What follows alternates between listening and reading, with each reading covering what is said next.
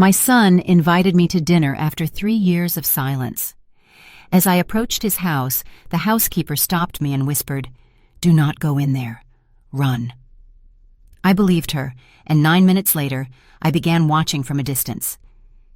Before we open that door and find out what lies beneath the facade of a perfect family, I have a small request. If you love stories that you just cannot put down, please show your support. It is the best reward for a storyteller. And let me know in the comments which city you are listening from. I am always curious about the geography of our audience. Now settle in and enjoy the story. The Burmese ruby does not tolerate haste. It demands respect, a steady hand, and a light that does not lie. I was sitting at my workbench in my apartment in Upper Manhattan. Outside, a late February wind was throwing sleet against the windows. But here, within the circle of light from my lamp, everything was in perfect order. Before me lay a 10th century necklace, part of a private heritage collection left to me by my late husband. The stones were dark, almost black, but the moment a beam of light touched them at the right angle, a fire the color of pigeon blood ignited inside. I picked up my tweezers. My hands did not shake.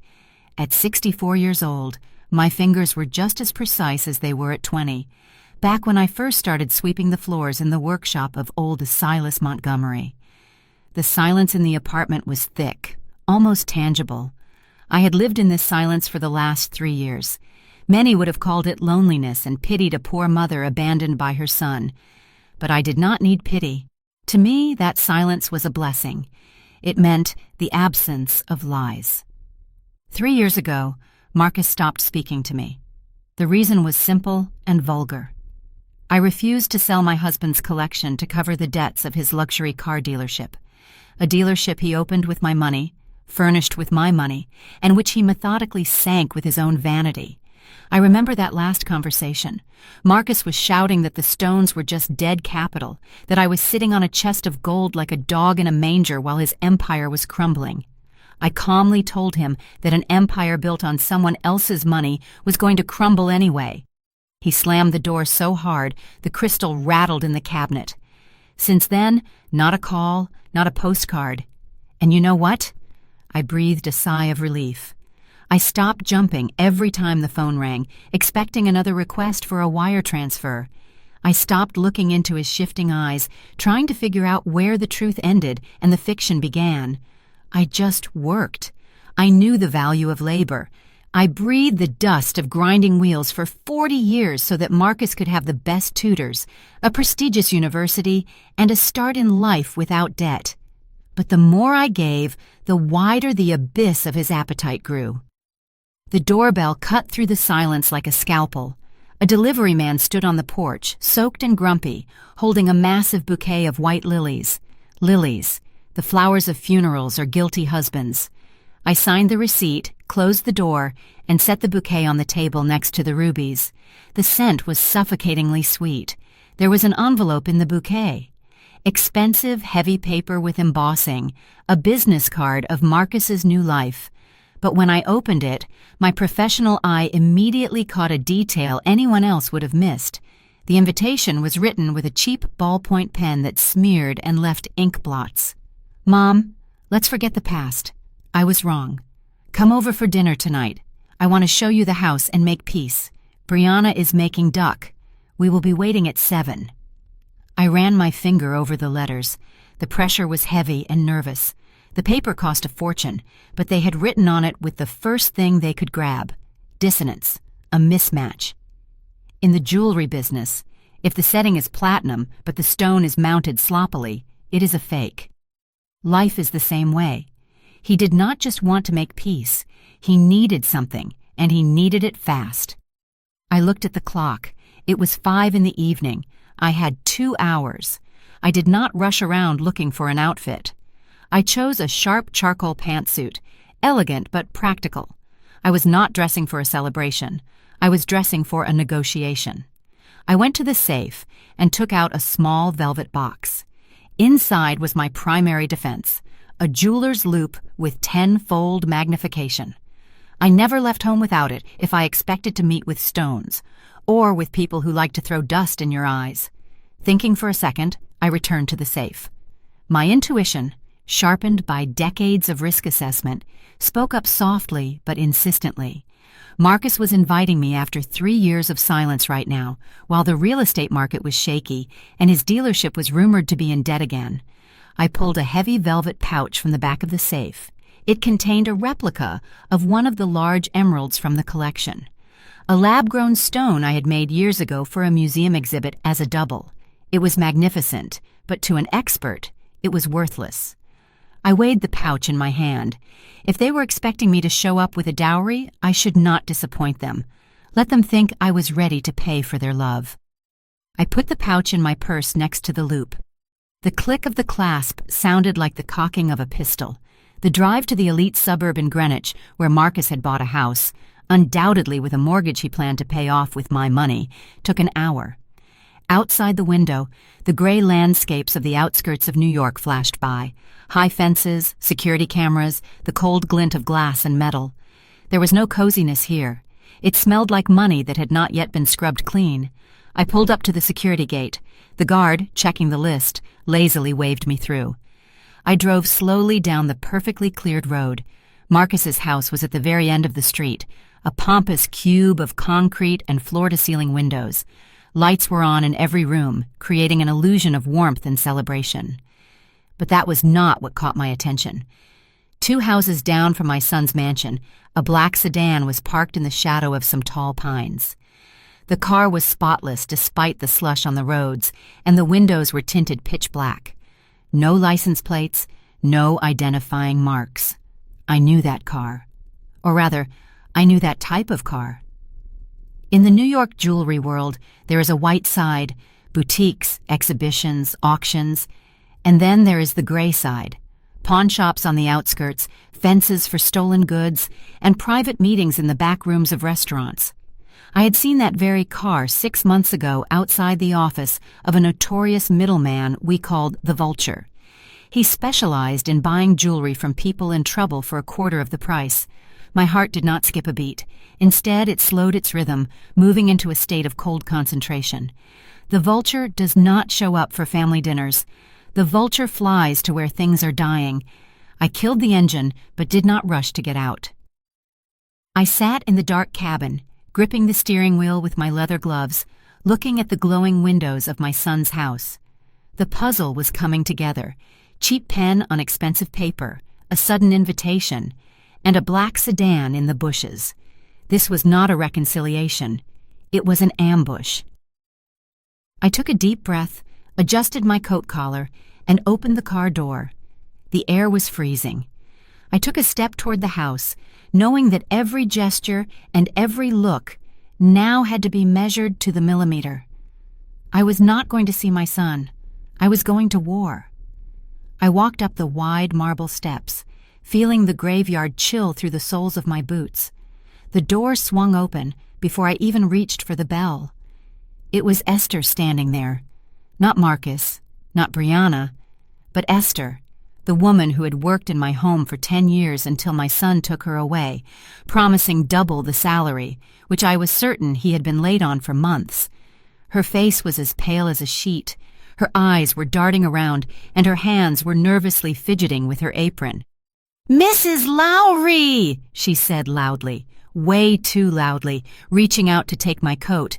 "We are so happy to see you." But as she leaned in to take the cashmere from my shoulders, her fingers gripped my forearm painfully hard. She leaned toward my ear, pretending to adjust my collar, and her whisper hit me like a gunshot. "Do not go in there. There are guests inside you should not see.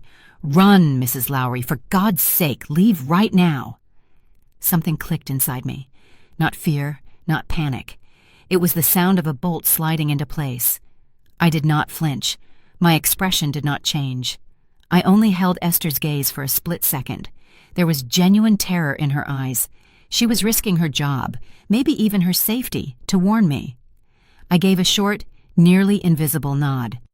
"Thank you, Esther," I said, my voice loud and steady so it would carry into the hallway.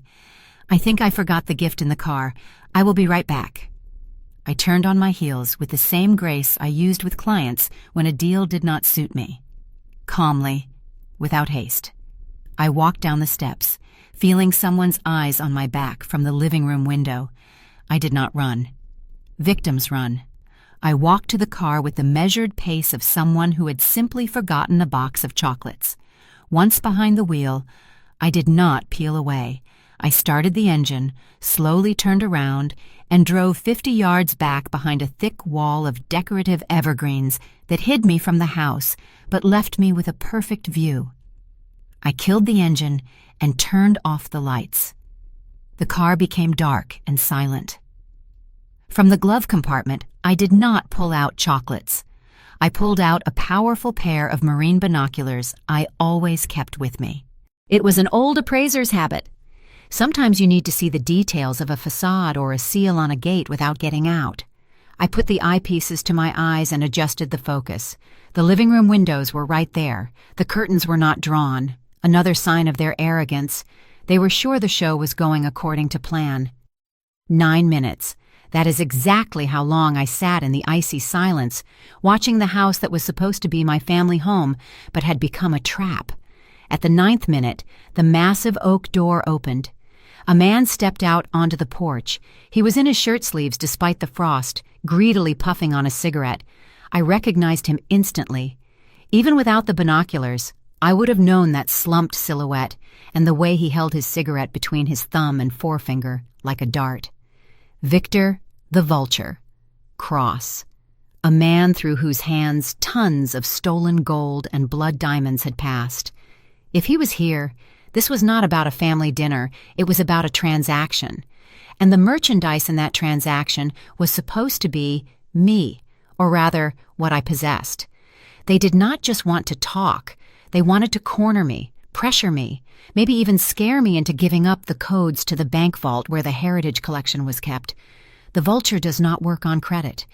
If he was here, he was expecting the goods today. Right now. My breathing remained steady. Anger? No. Anger is a hot emotion. It clouds the eyes. What I felt was absolute cold, like liquid nitrogen. It burns away everything unnecessary, leaving only the essence. At that moment, Marcus stepped onto the porch. My son, the boy I read fairy tales to, the teenager I pulled out of trouble, the man who was now standing next to a criminal and smiling. I adjusted the focus.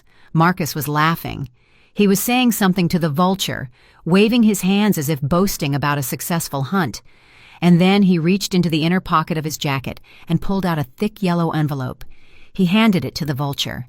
The man glanced inside carelessly, smirked, and patted Marcus on the shoulder. It was a friendly, patronizing gesture, the way a master pats an obedient dog. That gesture was the final straw. That envelope contained a down payment, or documents, or worse, my personal data. Marcus had sold me out before I even crossed the threshold. He was already celebrating victory, certain that his aging mother would melt at the sight of some lilies and give up everything just to hear her son call her mom again. They thought I was an old, senile woman whose love was a weakness. They forgot who taught them to tell a diamond from a cubic zirconia. They forgot that I can see through people just as clearly as I see through stones. I lowered the binoculars. The decision was made. There was no more doubt, no more hope for a mistake, no more motherly pity. In that second, Marcus ceased to be my son. He became an opponent, dangerous and unprincipled, but predictable. I pulled out my phone. The screen lit up brightly in the dark. I did not call the police. The police take time. They need reports. No body, no case. I needed to act faster and more precisely. I dialed Leo Thorne's number. Leo was a former high-stakes investigator, now the head of security for an insurance syndicate. He was a man who knew everything about the New York jewelry world that never made it into the papers. We had been friends for 30 years. He was the only one who understood that in our business, trust is worth more than the purest diamond. The phone rang for a long time. 1, 2, 3. Eleanor? His voice was raspy and surprised. What happened? Do you know what time it is? I know, Leo. My voice was calm and businesslike, as if I were discussing the cut of a topaz. "I need your help, right now. Write down a license plate. Black sedan, no plates, late model." I rattled off the details. "Find the owner and see who in the city is looking for large emeralds, fast." "Eleanor, what have you gotten yourself into?" Alarm crept into his voice. "Not me, Leo. My son. He just signed a contract with the devil and I'm about to cancel it." I hung up. My hand reached for the glove box. I pulled out more than just binoculars. There was a professional digital recorder in there, the size of a flash drive. I turned it on, checked the battery, and dropped it into my jacket pocket. Now I was ready. I shifted into gear. The car moved quietly. I did not drive away. I turned around and headed not for my son's house, but toward the exit of the neighborhood. But not to run. I needed time, and I needed a place from which I could strike the first blow. The game had begun, and I was the one setting the rules now. I drove out of the gates and onto the highway. The city lights flickered in the distance, but I was interested in another place. 2 miles away, there was a 24-hour diner at a gas station. Featureless, sterile, with bright neon lights, the perfect place to become invisible. I took a corner booth with my back to the wall and my face to the entrance. I ordered black tea, no sugar. When the waitress left, I took out my phone and placed it face down on the table. My first move was made. The call to Leo had started a mechanism that could not be stopped, but I needed facts.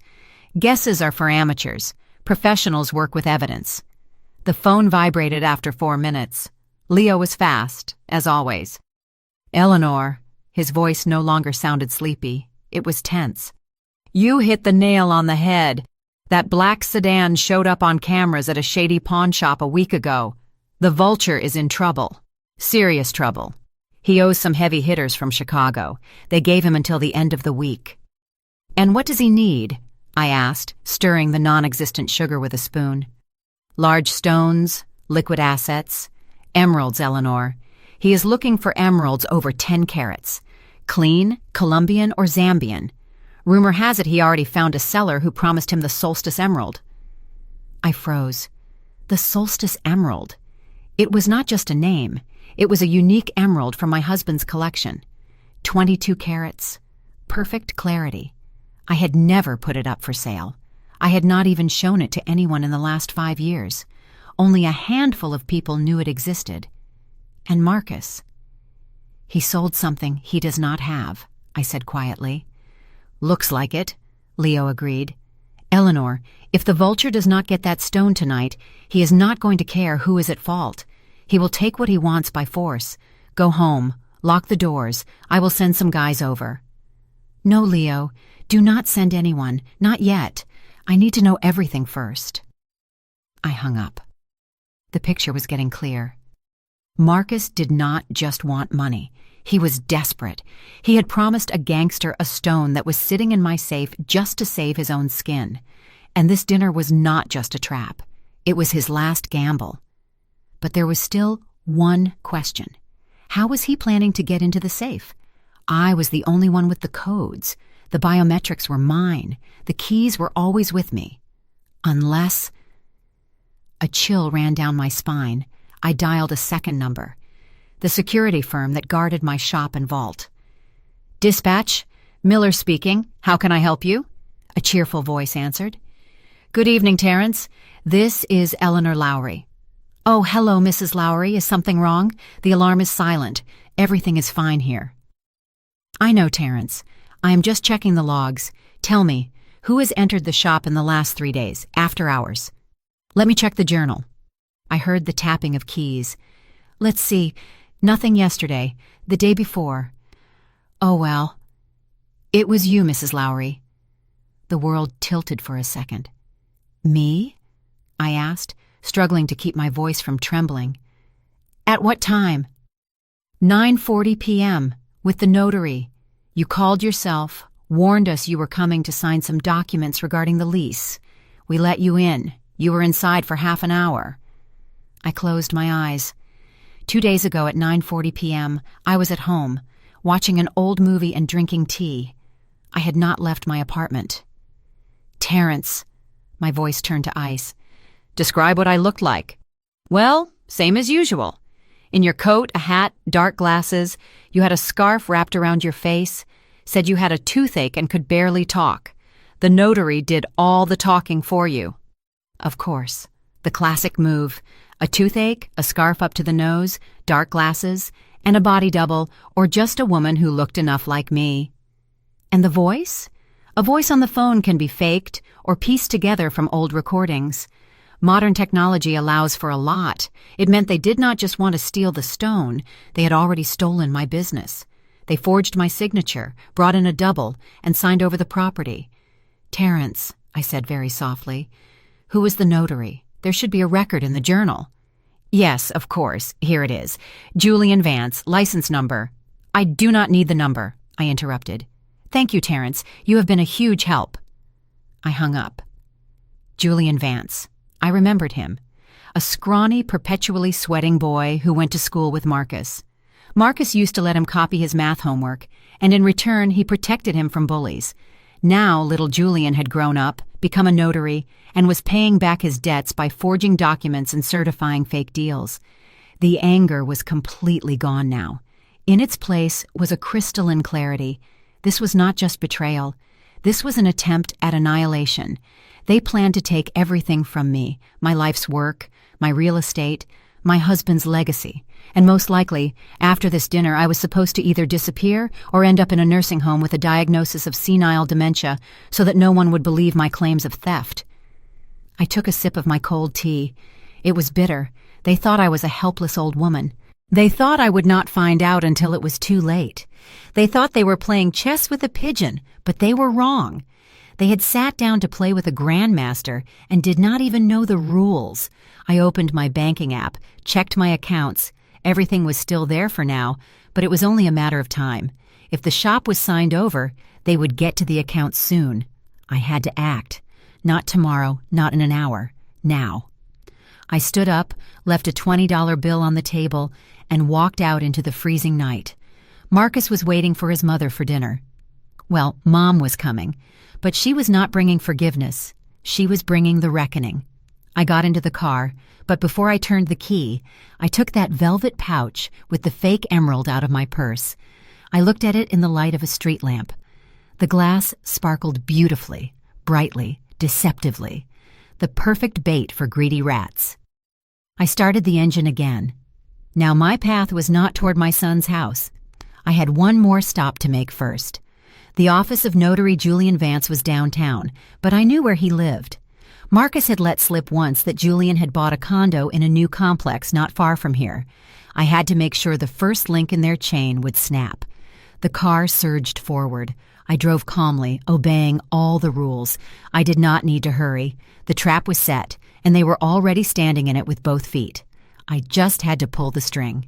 The phone rang the second I parked in a dark alley across from the office building where Julian Vance worked. Marcus's photo flashed on the screen. A smiling boy in front of the Eiffel Tower. A 10-year-old photo. Now that boy was preparing a noose for me. I exhaled, relaxed my facial muscles, and even slumped slightly, preparing to step into the role.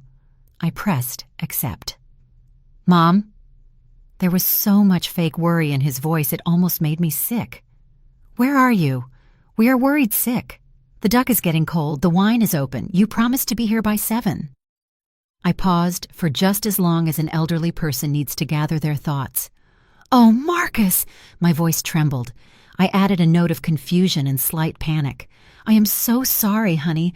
I have run into some trouble." What happened? The tone shifted instantly from caring to irritated. "Where are you?" "A flat tire. Can you believe it? I hit something sharp right as I was leaving the city. I'm standing here on the shoulder waiting for a tow truck. They said it would be 30 minutes. I am so upset. My hands are shaking. I could not even call you right away." There was silence on the line. I could hear him covering the microphone with his hand, but modern smartphones pick up even a whisper. "She blew a tire, waiting for a tow. She will be here in half an hour," Marcus muttered to someone nearby. And then I heard Brianna's voice, shrill and poisonous like broken glass. Tell her to hurry up. The vulture is getting twitchy. He won't wait all night. Tell her to leave the car and take an Uber. I smiled, not a kind grandmother's smile, but a predator's grin. They were not even hiding it. The vulture. They used his street name in front of me, confident that the old woman heard nothing or understood nothing. "Mom," Marcus spoke again, his voice turning to Honey. "Do not worry. The main thing is that you are okay. Listen, why don't I call you a black car? I will pay for it. Just leave the car there. We will deal with it later." "No, no, honey," I whimpered. "How can I leave it? It's your father's old Volvo. It's a memory. I will wait. There is a good mechanic on the way. I will be there soon, I promise. Do not start without me." "We are waiting for you, Mom." Impatience mixed with contempt was evident in his voice. "Just hurry. We have a surprise for you." "A surprise?" I asked with childlike hope. "Yes, a huge one." He paused, and I could almost physically feel him smirking. "Do not worry about the car, Mom. After we talk tonight, you will forget all about money problems and those old clunkers. You will have everything new. Everything." "Thank you, honey. You are so thoughtful." I hung up. Everything will be new. Sure. A new poverty, a new loneliness. I looked out the window. Right in front of me, across the street, the door to the notary's office opened. Julian Vance stepped out onto the porch. He was in an expensive coat that hung on him like a sack, and he was nervously looking around. He was clutching a leather briefcase. I held up my phone and hit record. The video started. Julian walked down the steps and headed toward a silver SUV parked nearby. I zoomed in. I recognized the plates. That car was on the books of Marcus's dealership. I had seen the paperwork when I was still helping him with his accounting. Julian got into the car. No one else was driving. It meant the car had been given to him for his use or as payment. I filmed him starting the engine and pulling out of the lot. Clearly, sharply, with time and location stamps. There it was. The link in the chain. The notary who processed a fraudulent deal was driving away in a car belonging to the main beneficiary of that deal.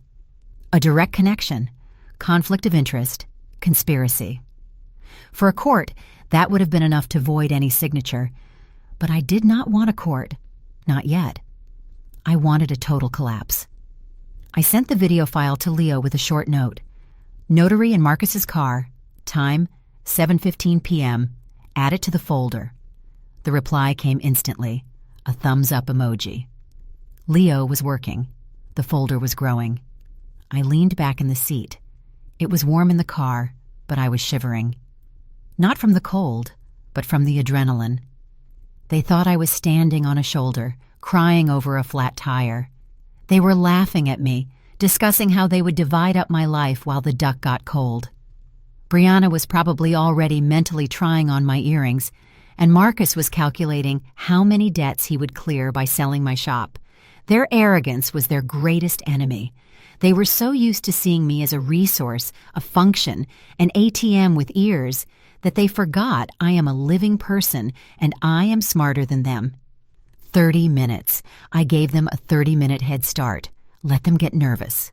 Let the vulture start getting angry and putting pressure on Marcus. Let Brianna start hissing at her husband. Let the atmosphere in that house reach a boiling point. When I walked in, they needed to be on edge. People who are nervous make mistakes. I started the car. Now I was actually heading to them, but not as a lamb to the slaughter. I was going in like an inspector who shows up for a surprise audit at a warehouse where he knows for a fact that theft is rampant. I glanced at the velvet pouch on the passenger seat. My pass into the den. My Trojan horse. "Ready, kids?" I whispered to the empty car. "Is the duck cold? That's all right. I'm about to serve you a dinner so hot it'll burn you through the plate." I turned on my blinker and pulled onto the road. The tires hummed on the asphalt, counting down the yards to the finale.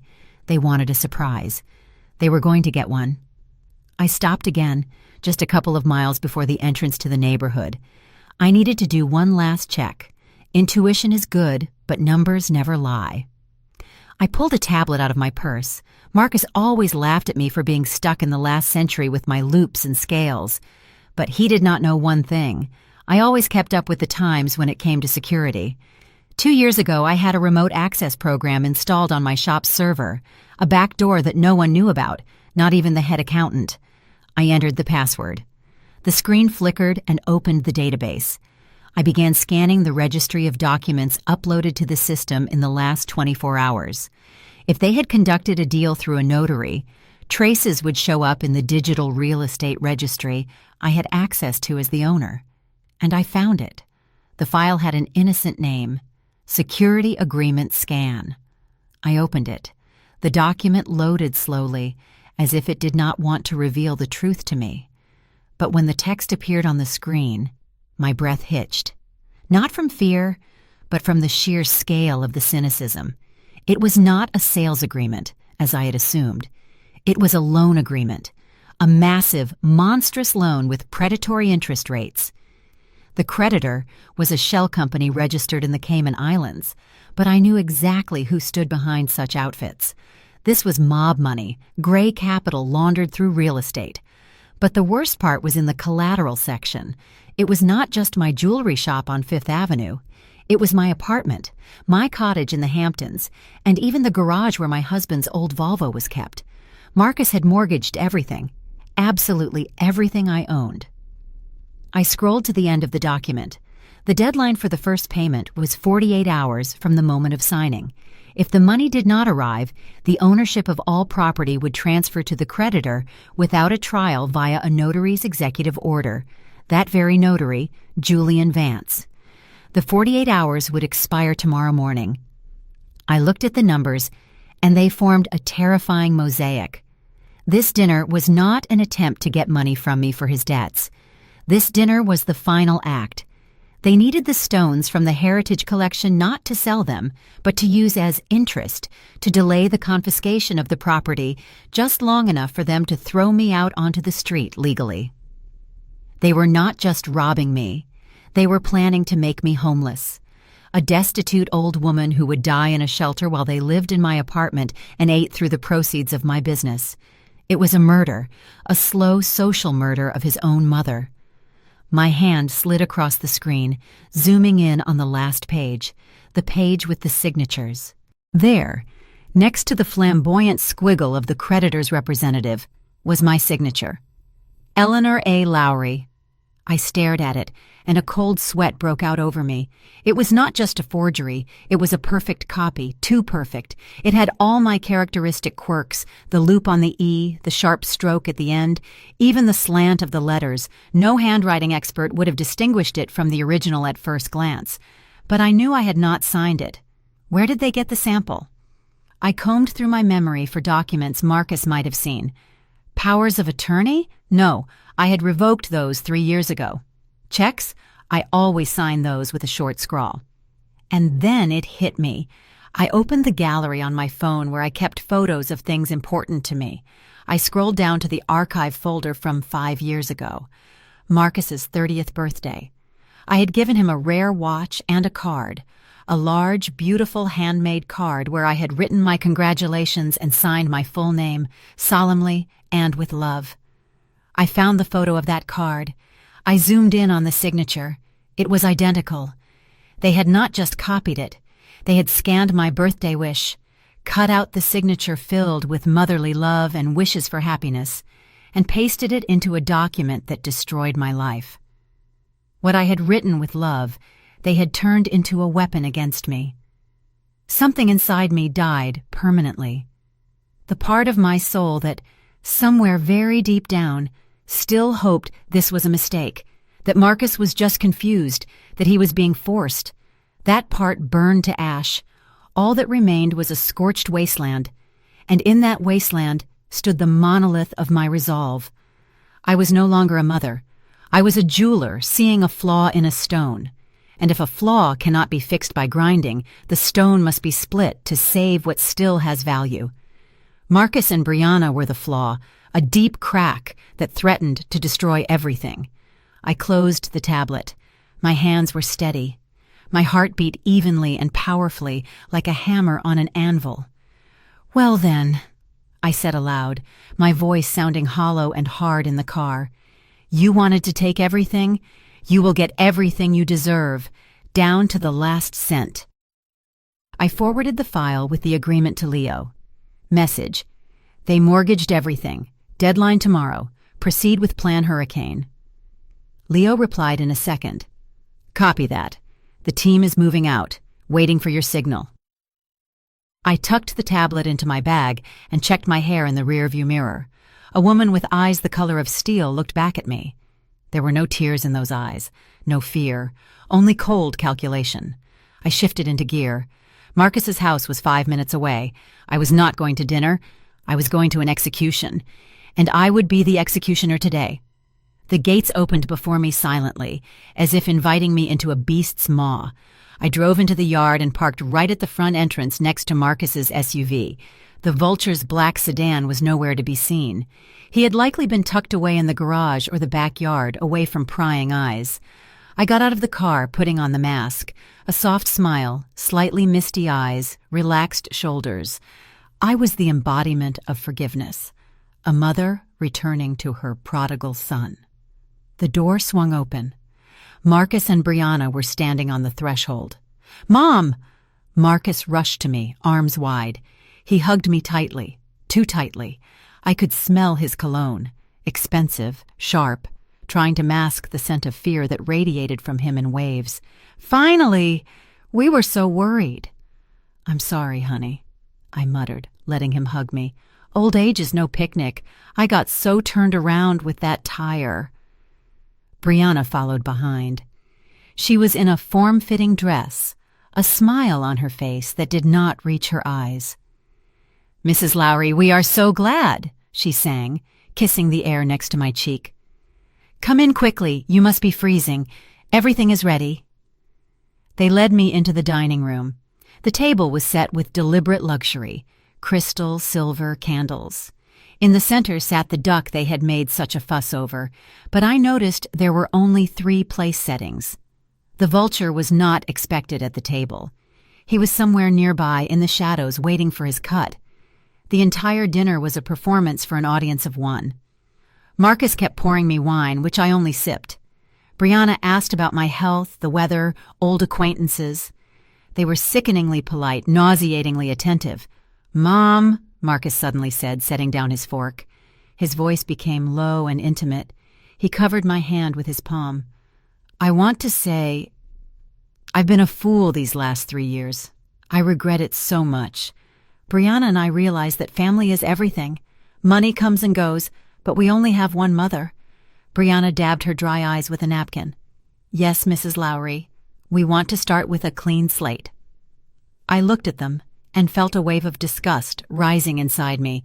They were playing on the most sacred feelings. They used the words family and mother like lockpicks for my safe. If I had not known the truth, if I had not seen the Vulture and the mortgage documents, I might have believed them. I would have wanted to believe them. "I've been thinking a lot, too," I said, my voice trembling on purpose. I realized I was too strict. Money, stones. What good are they to me in a grave? I want to see you happy. Marcus's eyes widened. A predatory glint flashed in them. He exchanged a look with Brianna. She took the bait. "Mom, what are you talking about?" he asked cautiously. I reached into my purse. Slowly, with trembling fingers, I pulled out the velvet pouch and placed it on the table. The heavy, thick velvet hit the tablecloth with a dull thud. A silence fell over the room, so thick you could cut it with a knife. They stared at the pouch like hungry wolves at a piece of meat. "I brought you a gift," I whispered. "As a sign of reconciliation. I know you are having some difficulties, and I decided it was time for the Heritage Collection to serve the family." I untied the drawstring and shook the contents onto my palm. A green fire ignited under the light of the chandelier, the solstice emerald, or what they took for it. 20 carats of deep, saturated color. Perfect cut. The stone danced, shimmered, hypnotized.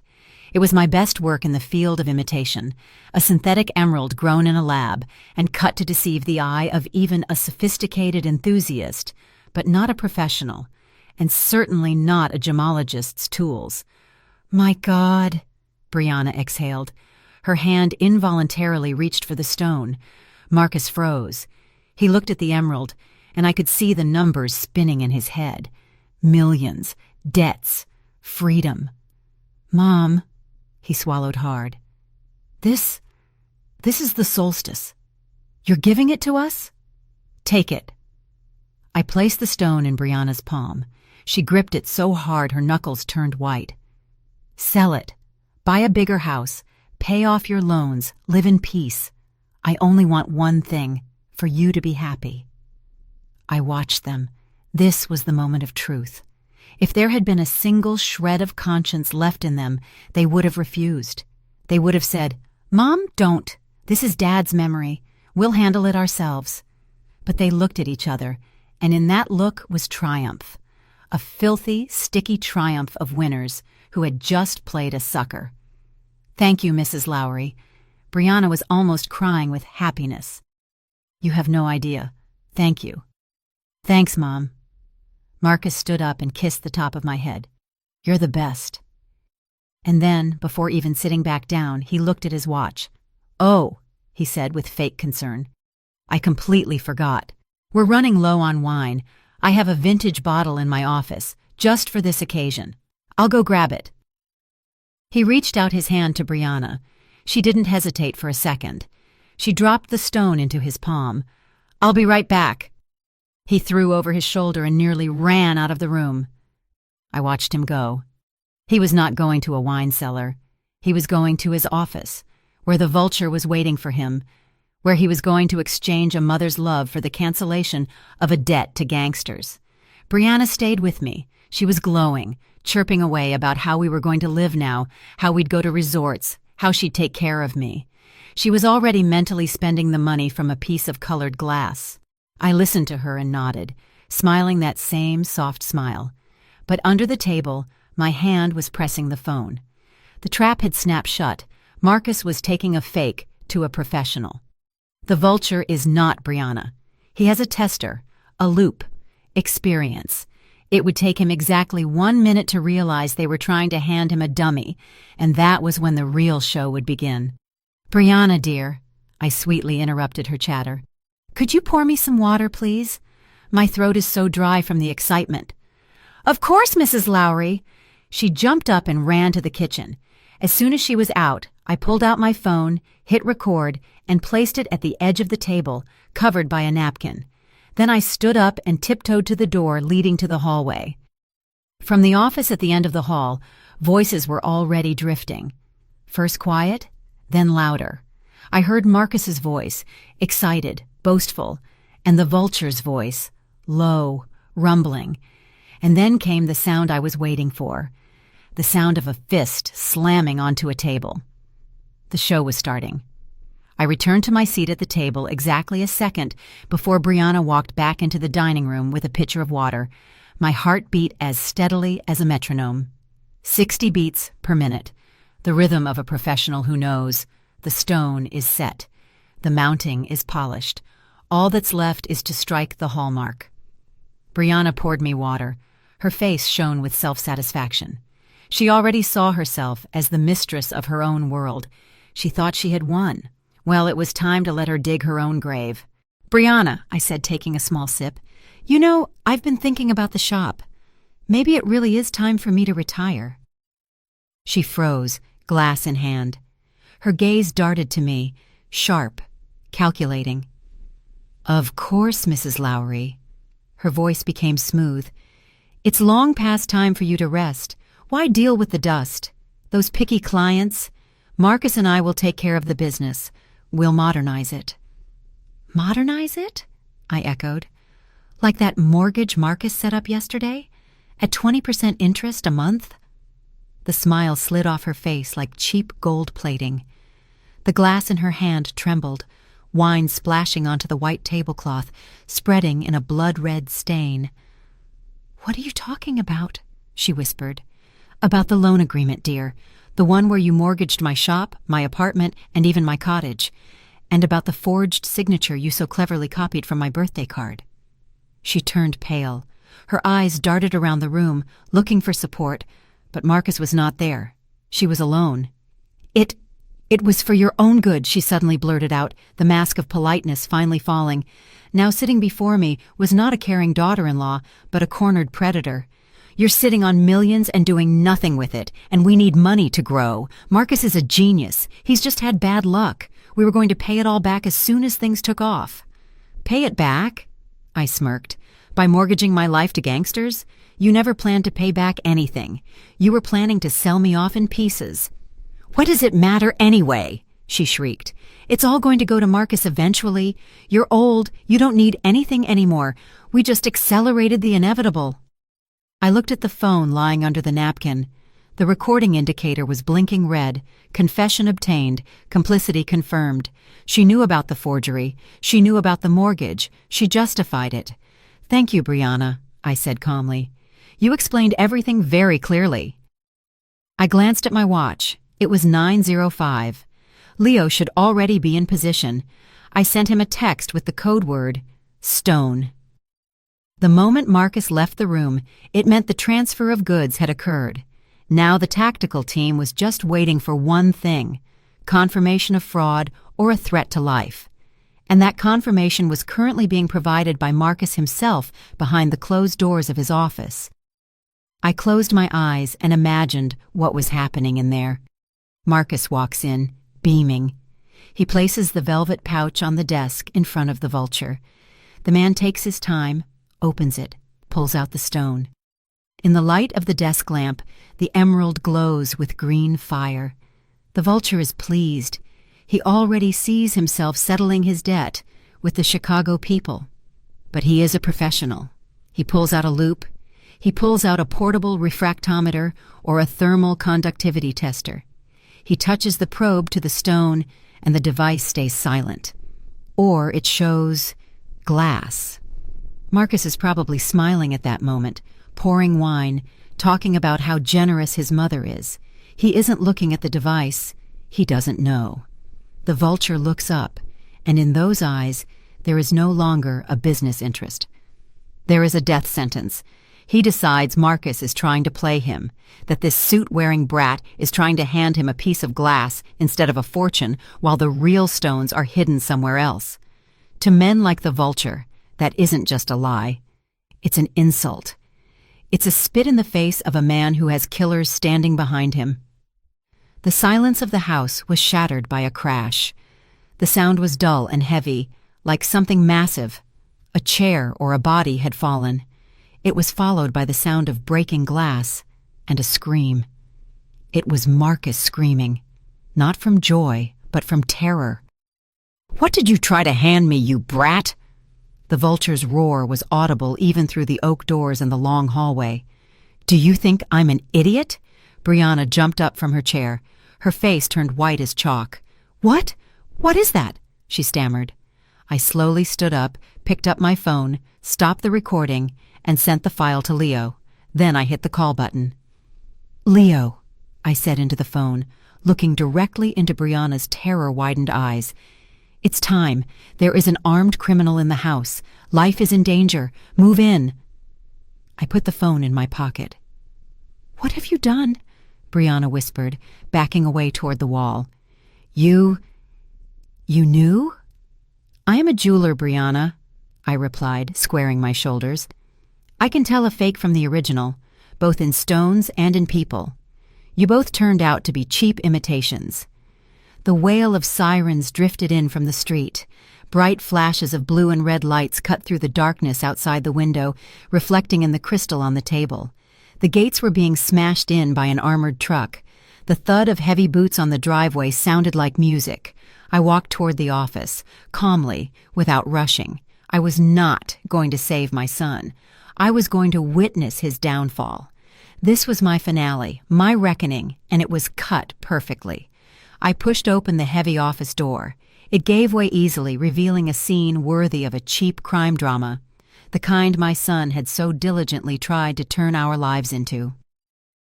The room smelled of expensive tobacco, spilled wine, and animal fear. Marcus was pinned face down on the polished surface of his massive oak desk. His arms were twisted unnaturally behind his back by one of the vulture's goons. The vulture himself was standing nearby, red with rage, clutching the velvet pouch as if he wanted to strangle my son with it. Shards of a bottle and the emerald lay on the floor. In the lamp's light, the stone sparkled mockingly, a piece of glass that had brought down empires. Seeing me, Marcus jerked, trying to turn his head. "Her!" he shrieked, his voice breaking into a falsetto. "It's all her fault. She set me up. Do you hear me, Victor? She gave me the fake. I didn't know. I swear, I didn't know." The vulture slowly turned his head to me. His eyes were empty and cold, like the barrel of a gun. "Who the hell are you, lady?" he growled. "Your brat here tried to play me." I did not flinch. I did not take a step back. I walked into the room and stood right in the center, my back as straight as if I were at a royal gala rather than a criminal den. "I am a jeweler," I said. My voice was quiet, but in that silence, it cut the air like a diamond saw. "And this is my son, to whom I gave a souvenir half an hour ago. A family keepsake, a symbol of reconciliation." I turned my gaze to Marcus. He was looking at me with a wild mixture of hope and hatred. You said it was the solstice," he shouted, spitting as he spoke. "You said it was worth millions." "I said it was a gift, Marcus," I stated flatly. "I said, let the collection serve the family. I did not tell you to sell it. I did not tell you to take it to a criminal while your mother sat at your table drinking water. You appraised my gift yourself. You valued it at the amount of your debt, and you were wrong." "You're lying," he roared, trying to break free. "You set this all up. You knew." "Knew what?" I asked in an icy tone. "That my son would try to fence stolen goods before dessert was served? Yes, Marcus, I knew, because I know you." The vulture stepped toward me. His face was twisted in a grimace. "Listen, lady, I don't give a damn about your family drama. The stone is junk. The debt stands, and now it's higher. The apartment, the cottage, everything you have. Sign it over now. Or I'll take your son's—" He didn't get to finish. The door behind me burst open with a crash that rattled the glass in the cabinets. "Special ops, everybody down. Hands behind your heads." The room was instantly filled with men in tactical gear, black uniforms, and rifles. Leo walked in behind them, calm in a civilian coat, but with the same authoritative stride I had known for 30 years. The vulture was tackled in a second. His bodyguard was laid out next to Marcus, who was now lying on the floor by police order, his nose pressed into the rug. "Victor Cross," Leo said loudly, walking over to the vulture as the handcuffs clicked. "Long time no see. Attempted fraud, extortion, illegal diamond trafficking, the whole 9 yards. The vulture spat on the rug, but stayed silent. He knew the game was up. Leo nodded to the officers to pick up Marcus. My son was pulled to his feet. His expensive jacket was wrinkled. His tie was crooked. His face was gray, covered in sweat. He looked at me, tears welling in his eyes. "Mom," he whispered. "Mommy, tell them. Tell them it's a mistake. I'm your son. I got confused. Help me, please." It was his last move, pleading, playing on pity, using the one thing he thought he had left, my love. I slowly walked over to him, pulled a folded sheet of paper from my purse, and unfolded it. It was a printout of the mortgage agreement with the forged signature, along with the GPS log of the notary's trip in his car. "A mistake?" I asked, showing him the document. "This is the mistake. Forging your mother's signature to throw her onto the street, mortgaging the house you grew up in, risking my husband's life's work, your father's work." He stared at the paper, and the last of the color drained from his face. "Mom, I would have paid it all back." "No, Marcus," I shook my head. "You would have never paid it back. You would have sold me too if you could have gotten a good price for me." I turned to the lead detective standing next to Leo. "Officer, here is the statement for fraud, forgery, and attempted grand larceny. Here is the evidence, the agreement, The video of the meeting with the notary and the audio recording of the conversation in the dining room where his wife confirms the conspiracy. I am ready to testify. "Mom!" Marcus screamed. It was the cry of an animal caught in a trap. "What are they doing? I'm going to go to prison. You're going to put your own son in jail?" I looked him straight in the eyes. At that moment, I did not see the little boy I walked to his first day of school. I saw a stranger, a dangerous man who had tried to destroy my life. "You put yourself in jail, Marcus," I replied, "the moment you decided your mother was just a resource, and I have simply stopped paying your bail." They led him away. He kept looking back, shouting incoherent things, calling for me, cursing me, calling for me again. But I stood motionless, like a rock. There was movement in the doorway. Brianna was trying to slip past the police into the hallway, clutching her purse to her chest. "Hold it right there!" one of the officers barked. "I have nothing to do with this," she shrieked. "I didn't know anything. It was all him. I'm just his wife. I'm a victim." "A victim?" Leo asked, taking the agreement from my hand. "Mrs. Brianna Lowry, is this your signature as a witness on this mortgage? Terms acknowledged, confirming the voluntary nature of the transaction. That's your handwriting." Brianna froze. Her gaze snapped to me. It was filled with pure hatred. "Go to hell, Eleanor Lowry," she hissed. "I hope you die with those stones." "Take her in," Leo said calmly. "Conspiracy to commit grand larceny." The handcuffs clicked on her thin wrists. When they were all gone, the office became silent. Only Leo and I remained, surrounded by the wreckage. Leo walked over and put a heavy hand on my shoulder. "How are you doing, Eleanor?" I looked at the empty desk where my fake stone had just sat, destroying their house of cards. "I'm fine, Leo," I said, and with surprise I realized it was the truth. I just did an inventory, and I wrote off the dead stock. I picked up the emerald from the floor. It was intact. Good glass, durable. I squeezed it in my fist. It was over. I was free. Spring came early to New York. The sun, still cold but already blindingly bright, flooded my workshop on Fifth Avenue, dancing off the display cases. I was sitting at my bench, hunched over my setting tools. In my hands was a 3-carat diamond, a commission for a young opera singer. The stone was good, but the setting needed refinement. I loved this work. I loved the smell of polish, the quiet ring of metal, the feeling of raw material yielding to patience and skill. The trials had ended a month ago. The mortgage agreement had been annulled as fraudulent. The apartment, the cottage, the shop, everything had returned to me, scrubbed clean of the sticky web of lies. Marcus got 5 years. Brianna got 3 years probation, thanks to her cooperation with the prosecution, but with a travel ban and a massive fine. I did not go to the sentencing. I didn't need to. I had already delivered my verdict that evening. The Heritage Collection was now sitting in a bank vault, and I was the only one with the keys, with one exception. Last week, I sold the real Solstice Emerald, not to gangsters, not to middlemen, but to an auction house in London. The proceeds went toward creating a scholarship fund for talented young female jewelers, the ones with the gift but no money for training. Let them build their own empires from scratch, without debts and without handouts. The workshop was quiet. No one called demanding money. No one lied to my face and called it love. I set down my file and picked up a cup of tea. Earl Grey, hot and fragrant.